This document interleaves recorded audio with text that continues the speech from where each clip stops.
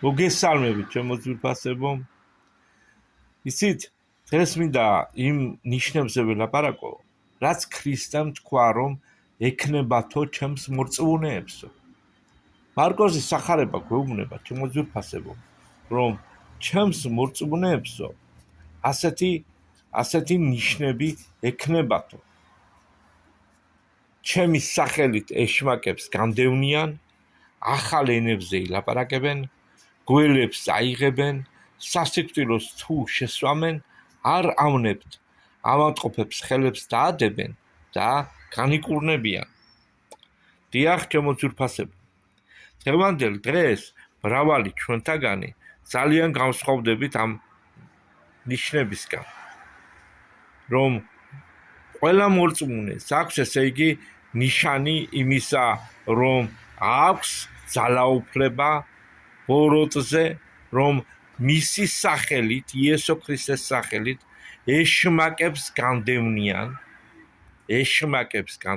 ჩემო ძვირფასებო, გველებს აიღებენ და სასიკვდილოდ რო შესვამნამე მათ არ ავნებთ, არამედ აგრეთვე ავადმყოფებს ხელებს დაადებენ და ისინი განიკურნებიან. რა ძნელია ზოგიერთი თქვის ამის შესრულება, შენ სექტანტი ხარ, ეს როგორ შეიძლება? მაგრამ ფაქტი ერთია, რომ მარკოზის სახარება ამას ამბობს. ჩვენ კი არ გვაწყობს. მერე ისმის შეკითხვა, მაშინ რატომ ხდება ასეთი რამ?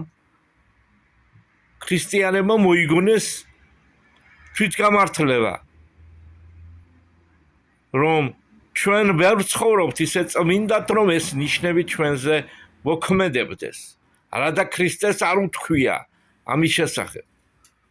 უბრალოდ უსაქმურობამ ქრისტეში იცის გასვლა ამ ყველაფრისგან. არ აწყობს ადამიანს, რატო აიტკიოს თავი, რატო დაადოს ხელები რა ავადმყოფებს, რა უნდა, აწი არ ჯობია რაღაც ბრძული სიტყვები და სიბრძნეები აფქვიოს? რა საკვირველია? არადა ღმერთს თუ სხვა რამე უნდა, ჩემო ძვირფასებო, უნდა რომ მის ძალაში ვიმოქმედოთ. ავადმყოფები განიკურნოს, ეშმაკესეულები განიდევნოს და კიდევაც რაიმე სასიკვდილო რო შევსვათ, არ გვავნოს. ასეთი ბევრი ფაქტები არსებობს ქრისტიანობის ისტორიაში.